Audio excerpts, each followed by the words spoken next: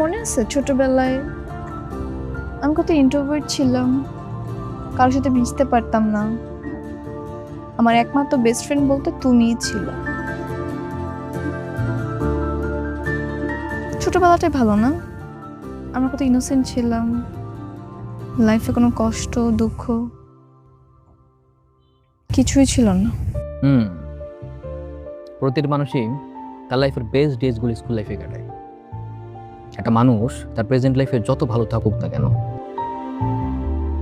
সে বিশ্বাস করে সে তার পাস্টেই ভালো ছিল, যার জন্য প্রতিটা সময় প্রতিটা মুহূর্তেই সে তার পাস্টকে মিস করে।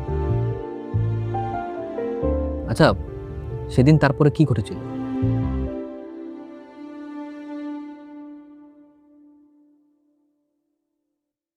সেদিন আমার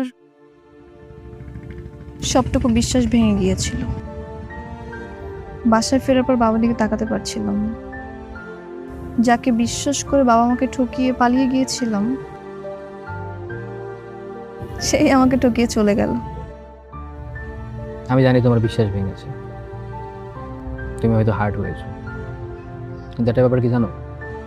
যার বিশ্বাস ভাঙে, যে ঠকে যায়, তখন তার মূল্য বেড়ে যায়, তখন সে হয়ে যায় এক্সপেন্সিভ, তখন কেউ তার মূল্য কমাতে পারে না।